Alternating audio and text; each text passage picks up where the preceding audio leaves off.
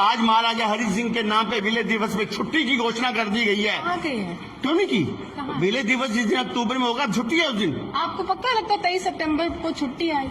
विलय दिवस की तारीख वाले दिन छुट्टी होगी उस दिन। आपको आई? जिस दिन महाराजा हरि सिंह ने आंदोलन किया था उस दिन छुट्टी होगी यहाँ। वो विलय दिवस है, लेकिन जम्मू के लोग उनके जन्म दिवस मैं विलय दिवस महाराजा हरि सिंह जी का, उन्होंने उनके सम्मान में हमने वो छुट्टी दी है, वो भी महाराजा हरि सिंह जी के मैं मान रही हूँ। आप इंस्ट्रूमेंट ऑफ असेशन वाले दिन की बात कर रहे हैं, लेकिन आप जो कार्य उन्होंने किया, जो हिंदुस्तान के साथ ही राष्ट्रवाद जम्मू कश्मीर को मिलाया, हमने उस दिन छुट्टी देकर यहाँ के लोगों को गौरवमय किया है। और उस दिन को जब वो ब्लैक डे मनाते थे, जिस दिन बगावत की थी वहाँ पर महाराजा हरि सिंह के खिलाफ, उस छुट्टी को हमने खत्म किया। शेख अब्दुल्ला के जन्मदिन की छुट्टी को हमने खत्म किया। अगर आपने इतना कुछ कर दिया है डोगरास के लिए, अच्छी बात है। आने वाला समय आपने सबसे क्या पहले बोला कि आने वाले समय में जब वोट सेठी साहब 23 सितंबर को यहाँ पर अगर मैं कहूँ केंद्रीय मंत्री अनुराग ठाकुर आए थे, आपको याद होगा, आप भी उसी मंच पर बैठे थे, आपके तमाम नेता बैठे थे। जो सबसे बड़ा कार्य महाराजा हरि सिंह ने किया, हमने उस दिन विलय दिवस वाले दिन छुट्टी की घोषणा, लेकिन मेमोरेंडम दिया है आपको 23 सितंबर के लिए, उसका क्या हुआ? हमने महाराजा हरि सिंह जी के लिए विलय दिवस वाले दिन छुट्टी घोषणा कर दिया। लोगों ने उसको गज बज के जन्म दिवस पर नहीं की है, वो करेंगे। लोगों ने गज बज के सराहा है उसकी। एजिटेशन विलय दिवस जिस दिन हमारा हिंदुस्तान के साथ विलय हुआ, जिस दिन हमें पूर्ण आजादी मिली, एजिटेशन जन्म दिवस के ये जो हब बन रहे हैं यहाँ पे 29 से ऊपर हब बन रहे हैं, इंडस्ट्रीज हब बन रहे हैं, और मेरे को लगता है कि यहाँ पे नौकरियों की बाढ़ आ जाएगी। लेकिन डिपार्टमेंट ऑफ फाइनेंस कह रहे हैं कि नई रिक्रूटमेट हम बिल्कुल ही नहीं निकालेंगे, बैन कर दिया ऐसा गया कुछ नहीं है। आपने कौन से पेपर में पढ़ा? Sir it's order, it's official order. नहीं, मेरे ध्यान में ऐसा ऑर्डर नहीं है, पर पीछे जो 11,400 नौकरी निकली हैं उसके बच्चों ने फॉर्म भरे हैं, और आपको जल्द पता चलेगा इंटरव्यू के बाद उनको नौकरियां मिलेंगी। एक बात बताइए मुझे, देश में बेरोजगारी है या नहीं? इस चुनाव के अंदर लोगों ने फैसला कर रखा है कि भारतीय जनता पार्टी राष्ट्रवाद लोगों को, जिन्होंने 370 खत्म की, जिसने 35 से खत्म की, जिसने राम मंदिर यहाँ पे जिनका निर्माण कराया, जिसके ऊपर कांग्रेस गुमराह करती रही 70 सालों के, ये आपके राष्ट्रीय मुद्दे थे सेठी साहब, ये आपके मैनिफेस्टो में राष्ट्रीय मुद्दे जो होते हैं वो हर एक राष्ट्रवाद व्यक्ति का होता है, चाहे वो कन्याकुमारी में बैठा हो, चाहे वो स्थानीय लोग कहीं ना कहीं आपको खरी खोटी सुना रहे, इसमें दो राय नहीं है। डेली वेजेस का मसला है, रेबरिक खेल का मसला है, तमाम ऐसे मसले, कंटीजेंट पेड वर्कर्स, जो गलतियां, जो एग्रीमेंट कांग्रेस ने सिर्फ अपनी रोजी रोटी कमाने के लिए और अपने लोगों को खुश करने के लिए, अपने जलसों की सिर्फ रौनक बढ़ाने के लिए 1500 2000 में एक साल के एग्रीमेंट करके जो नौकरियां दी थी, ये उनकी नलायकी थी। उस वक्त उनको रोजगार नहीं दिया गया। हम लोग समय के साथ नौकरियां निकाल रहे हैं, 12,000 नौकरी निकल चुकी है, आगे भी नौकरी निकालेंगे और सबको 3 लाइन में लाकर एक व्यक्ति को भूखा नहीं सोने देंगे। डायरेक्टली इनडायरेक्टली आप ही की सरकार है, एलजी आपके हैं, केंद्र में आपकी सरकार है, ऊपर से आपने इसको यूटी भी बना दिया।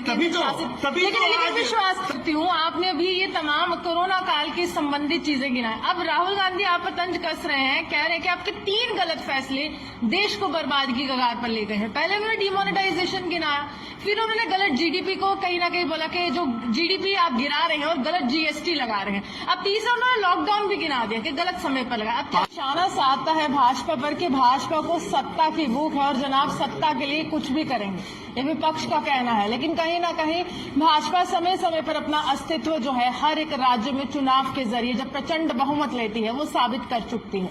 लेकिन कहीं ना कहीं एक सवाल ये उठ रहा है कि डिपार्टमेंट ऑफ फाइनेंस ने तमाम सरकारी नौकरियों पर बैन सा लगा दिया है। अब बच्चे ये पूछ रहे हैं कि आगे भविष्य क्या और आगे जाकर हम किस तरह से अपने भविष्य का निर्माण करेंगे। हमारे साथ युद्धवीर सेठी जी हैं, प्रमुख नेता, और जब भी इस तरह के मसले होते हैं तो जनता के समक्ष भाजपा का स्टैंड जो है क्लियर करते हैं। यूटी जम्मू कश्मीर बीजेपी के वाइस प्रेसिडेंट है, क्या लगता क्या है कि अब तो बैन ही कर दिया? नहीं, 11,000 कुछ नौकरियां इस यूटी के अंदर पब्लिश की गई हैं, जिसके बच्चे फॉर्म भर रहे हैं। ऐसा कुछ नहीं है। और आने वाले समय में जो हब बन रहे हैं यहाँ पे 29 से ऊपर हब बन रहे हैं, इंडस्ट्रीज हब बन रहे हैं, और मेरे को लगता है कि यहाँ पे नौकरियों की बाढ़ आ जाएगी। लेकिन डिपार्टमेंट ऑफ फाइनेंस कह रहे हैं कि नई रिक्रूटमेंट हम बिल्कुल ही नहीं निकालेंगे, बैन कर दिया गया है। ऐसा कुछ नहीं है। आपने कौन से पेपर में पढ़ा? Sir it's order, it's official order. नहीं, मेरे ध्यान में ऐसा ऑर्डर नहीं है, पर पीछे जो 11,400 नौकरी निकली हैं उसके बच्चों ने फॉर्म भरे हैं, और आपको जल्द पता चलेगा इंटरव्यू के बाद उनको नौकरियां मिलेंगी। एक बात बताइए मुझे, देश में बेरोजगारी है या नहीं? आर्थिक रूप से अगर अपोजिशन कहती है मंदी है, तो मेरे को लगता है जीडीपी ये पूरे विश्व भर में इस वक्त डाउन है। फिर भी उस हालात में भी जब कोविड की मार यहाँ पड़ रही है, तब भी आप देखें नरेंद्र भाई मोदी जी जो हमारे प्रधानमंत्री हैं, उन्होंने हर अकाउंट के अंदर, मुद्रा कोष के अंदर पैसा डाला। उन्होंने हर किसान को बीज के लिए पैसा दिया। उज्ज्वला के तहत उन्होंने हर घर को मुफ्त सिलेंडर दिया। ये पहली बार हो रहा है कि हर व्यक्ति जो भूखा नहीं मारा, 20 करोड़ से ऊपर व्यक्तियों को नवंबर तक राशन मुफ्त दिया जा रहा है। फिर भी आप कहते हैं। लेकिन कांग्रेस निशाना साध रही है युद्धवीर जी के, आप ही के काल में अर्थव्यवस्था डगमगाई है, आप ही के काल में जीडीपी का बुरा हाल है, आप ही के काल में असंगठित जो यहाँ पर पूरा सेक्टर है, जिसको हम कहते हैं इनफॉर्मल सेक्टर है, कारोबारी है, किसान है, वो घबराए हुए। कांग्रेस को चाहिए कि आर्थिक व्यवस्था के ऊपर पहले अध्ययन करे। ये पहला हमारा देश है यहाँ पे जहाँ पे कृषि के ऊपर जो जीडीपी है वो बढ़ी है, 3.7 हो चुकी है। दूसरी रही बात, इनको लगता है कि बेरोजगारी है, पर आप जो यहाँ पे डेवलपमेंट के कार्य चल रहे हैं, जिस प्रकार यहाँ पे बड़े बड़े प्रोजेक्ट जम्मू कश्मीर और देश में चल रहे हैं, यहाँ पे प्राइवेट सेक्टर में इतनी नौकरी बच्चों को मिल रही है। तो कुछ दिख नहीं रहा ना, जमीनी सतह पर कुछ नहीं दिख रहा है। पूछ रहे विकास कहाँ है, गायब सा हो गया विकास। और राहुल गांधी जी हर इलेक्शन के बाद गायब हो जाते हैं। और फिर विकास आपका नारा, उनका नहीं है। नहीं, विकास शायद राहुल गांधी का कोई ऐसा व्यक्ति हो जिसको वो मिलने जाते हैं राशन, उसके बाद इलेक्शन के बाद 6 महीने बाद वो विकास से मिलके वापस आते हैं। पर मैं बता दूं, राहुल गांधी जी के जो बयान होते हैं वो सिर्फ पाकिस्तान में बैठे हुए लोगों को खुश करते हैं। लेकिन अर्थव्यवस्था तो देश के लिए था। अर्थव्यवस्था तो हमारी आज भी मजबूत है। कैसे? मैं कह रहा हूं कि हर व्यक्ति के घर में राशन है, हर व्यक्ति के घर में सिलेंडर है, हर व्यक्ति को मकान मिल रहा है यहाँ पर। और कोविड की मार के वक्त भी जो मजदूर हैं यहाँ पर, अगर उनको भड़काने का काम राहुल गांधी या उनकी बहन नहीं करती तो आज वो अपनी इंडस्ट्री में काम कर रहे होते। अगर वो इंडस्ट्री चल रही होती, आज भी जीडीपी हमारी ऊंची होती। तब भी इन लोगों ने गुमराह किया मजदूरों को, उन गरीब लोगों को भड़काकर अपने घरों में भेजा और हमारी इंडस्ट्री सारी बंद करवा दी। ये लोग वही काम करते हैं जिससे देश पीछे जाए। अर्थव्यवस्था जो डगमगा रही है, इसमें राहुल गांधी व कांग्रेस के विपक्षी दलों के नेताओं का हाथ। बिल्कुल।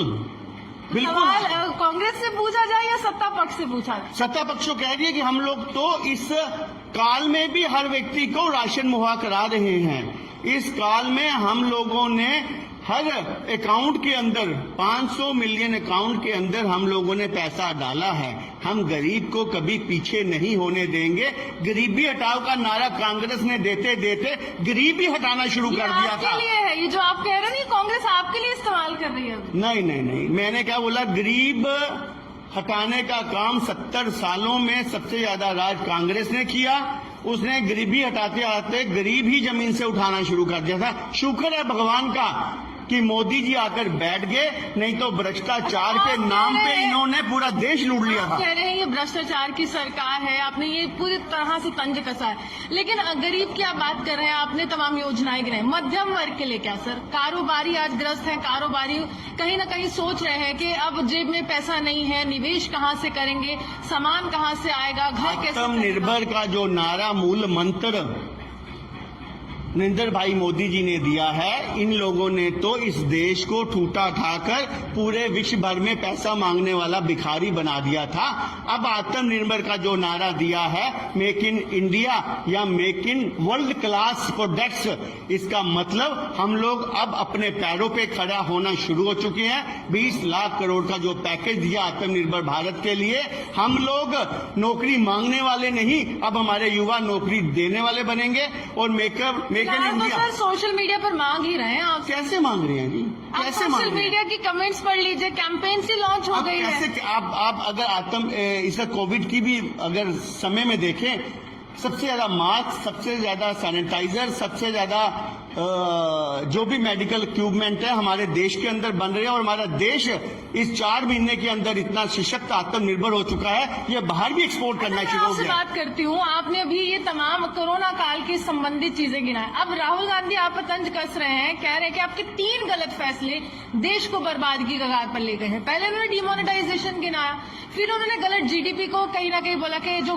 जीडीपी आप गिरा रहे हैं और गलत जीएसटी लगा रहे हैं। अब तीसरा उन्होंने लॉकडाउन भी गिना दिया कि गलत समय पर लगा। 500 के नोट बंद करना मेरे को लगता है कि राहुल गांधी या मायावती या मुलायम सिंह को सबसे ज्यादा चुभा था, क्योंकि उनके अंदर सबसे बड़ा 2 नंबर का खजाना था, ब्लैक मार्केटिंग का पैसा था। प्राइम मिनिस्टर फंड के अंदर अगर पैसा आता है अब, जिससे पूरा कोविड को हम लोग चला रहे हैं, उस वक्त प्राइम मिनिस्टर फंड के अंदर पैसा नहीं जाता था। कांग्रेस के समय में वो पैसा उनके अपने खजाने में जाता था। और 500 की मार के बाद इन लोगों को नुकसान तो हुआ है, पीड़ा तो दिल में रहेगी, कभी ना कभी तो निकलती रहेगी। ये भी कहते हैं सेठी साहब के काला धन आया नहीं, आपने काले धन के लिए तो सब बातें की थी कि काला धन आ जाएगा, तमाम चीजें अच्छी हो जाएंगी, काला धन तो कहीं मिला नहीं। उनका ये भी उनको ये बताना चाहिए कि कहीं सिर्फ 1 लाख से भी कम यहाँ पे टैक्स पे थे, आज जिनकी गिनती 10 गुना बढ़ चुकी है। राहुल गांधी को अर्थव्यवस्था समझ नहीं आएगी, उनको सिर्फ उनकी पार्टी जो भ्रष्टाचार करती थी, जिन्होंने करगिल के जो हमारे सैनिक थे, जिन्होंने वहां पे अपना बलिदान दिया, उनकी जो लेडीज थी, उनकी जो महिलाएं थी, विधवा थी, उनके भी फ्लैट बेच दिए।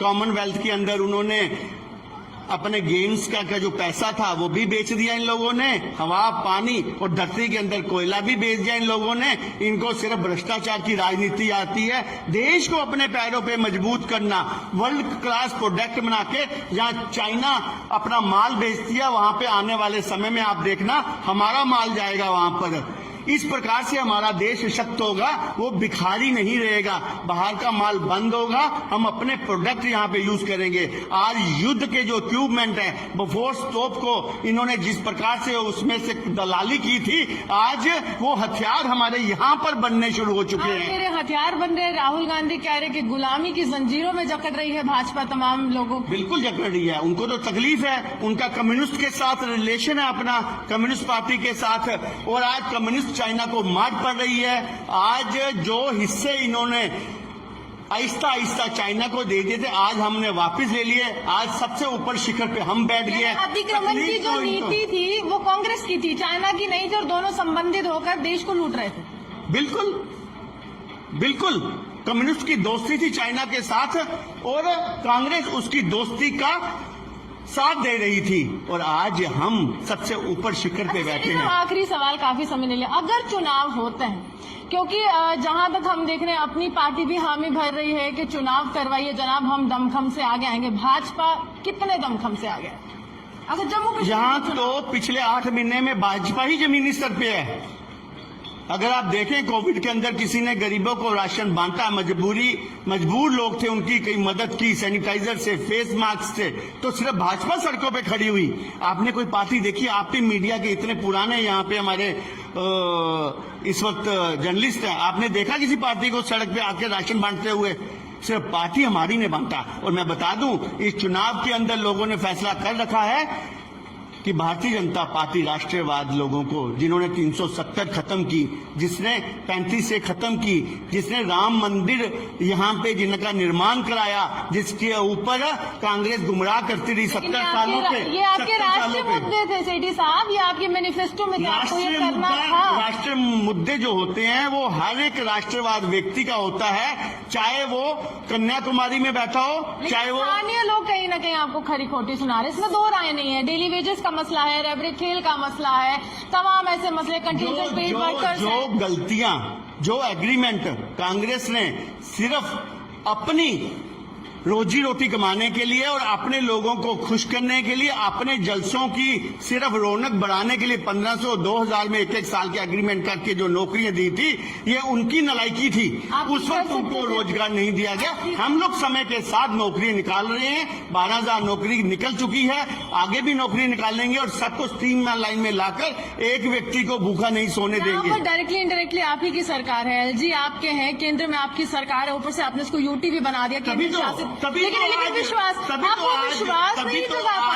तो आज जम्मू के लोग फख्र से कह रहे हैं कि आज हमारी डोगरी भी, आज हमारी हिंदी भी, आज सरकारी कामकाज में जिनको हिस्सा मिल चुका है इस भाषा को, ये छोटे छोटे काम नहीं है। आज महाराजा हरि सिंह जी जिन्होंने विलय किया था, उस विलय के ऊपर आज महाराजा हरि सिंह के नाम पे विलय दिवस पे छुट्टी की घोषणा कर दी गई है।